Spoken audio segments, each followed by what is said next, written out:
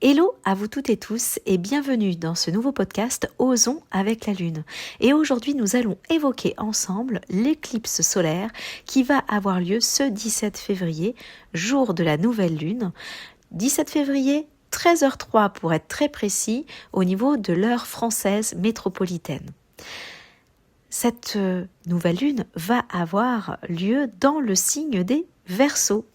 Et oui, à ce moment-là, le Soleil et la Lune sont conjoints, pile dans le signe des Verseaux, qui va durer encore 3 jours de plus.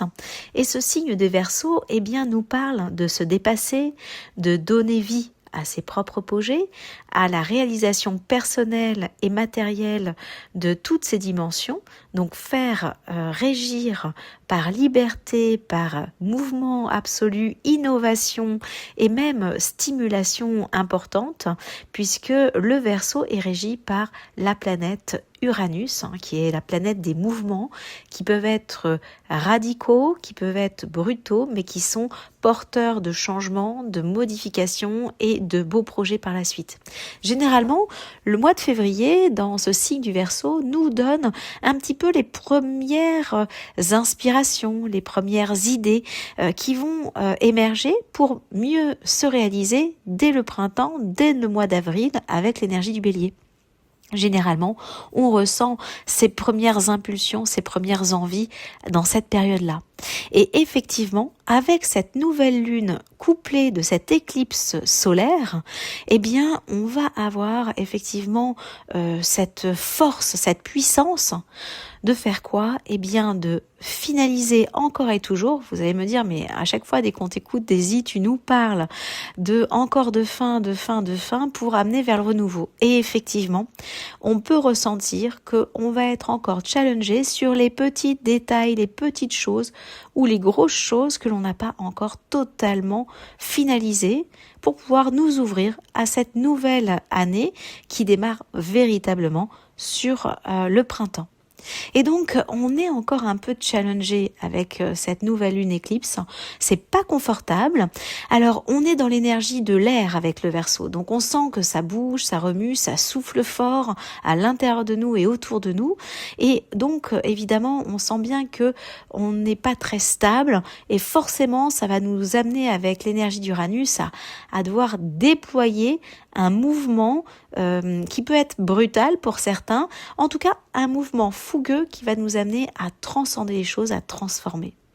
Et donc avec cette éclipse, ça ne va pas faire semblant.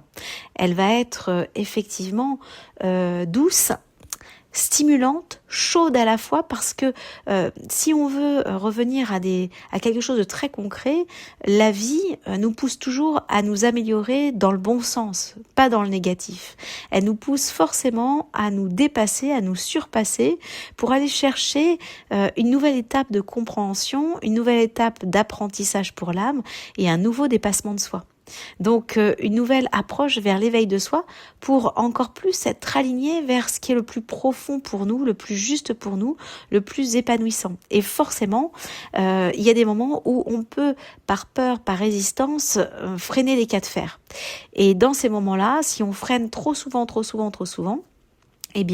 on va avoir à un moment donné quelque chose qui va être assez radical ou brutal et qui vient nous demander de ne plus tergiverser et d'avancer coûte que coûte.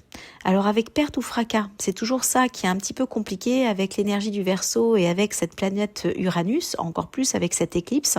C'est un peu tout ce qui n'a pas été transmuté, transformé, ça peut être fait de manière brutale. Donc une éclipse, c'est jamais très très apaisant. C'est chaud parce qu'on sent cette énergie qui nous amène à aller vers quelque chose qui est forcément bénéfique pour nous, donc beaucoup plus stimulant par la suite, mais qui nous demande à clôturer certaines manières de faire, de dire, d'exprimer, d'agir, etc. Alors évidemment, cette nouvelle lune va être extrêmement profitable pour nous tous, même si elle va être inconfortable et on le ressent déjà depuis quelques jours. Et donc si vous avez envie effectivement de me dire un petit peu où vous en êtes par rapport à cette éclipse, cette nouvelle lune, s'il y a des émotions qui ressortent, s'il y a un agacement, s'il y a un ras-le-bol, s'il y a une envie de tout envoyer valser, eh bien dites-vous que c'est tout à fait juste parce que vous êtes en train de préparer cette transformation avec Uranus et ça ne fait pas semblant. Voilà. Et donc, si vous avez envie, évidemment, d'explorer encore plus ce sujet-là et même de vous faire accompagner justement dans cette étape de transformation et d'apaisement des émotions, eh bien, n'hésitez pas à venir à moi. Il y a des techniques de mouvement oculaire, mais pas que, en tout cas de MDR et d'autres mouvements qui font travailler le cerveau pour désamorcer tout ce qui est stress, tout ce qui est résistance, où vous pourriez sentir que ça bloque pour passer à une autre étape de vie. Parce que même si vous avez une belle volonté d'avancer dans le bon sens, eh bien parfois on peut sentir que on a envie, mais on ne sait pas pourquoi il y a quelque chose qui bloque à l'intérieur de nous. Il y a une résistance, il y a un blocage, il y a des peurs qui viennent bloquer tout ce processus qui est appelé à l'intérieur de vous à transmuter. Pour cela, n'hésitez pas à me contacter sur medoucine.com ou sur Instagram en message privé, daisy.bodin, et je serai ravie bien sûr d'échanger avec vous sur ces sujets et de faire une séance ensemble. Et puis, n'hésitez pas à nous retrouver sur Plume de Gaïa, où nous avons en ce moment vraiment notre dernier ouvrage qui est sorti, Chemin de l'âme, les 10 clés de métamorphose pour vraiment oser se déployer et s'expanser vers soi-même. Ça peut être effectivement aussi une aide pour aller sur le chemin de s'ouvrir totalement à soi et de ne plus résister ou de ne plus se limiter en tout cas vers l'amour que l'on se porte et l'expression de cet amour pour soi-même. Voilà, je vous dis à très bientôt et en tout cas, très belle nouvelle lune, belle éclipse, prenez soin de vous et on se retrouve très vite pour un prochain podcast.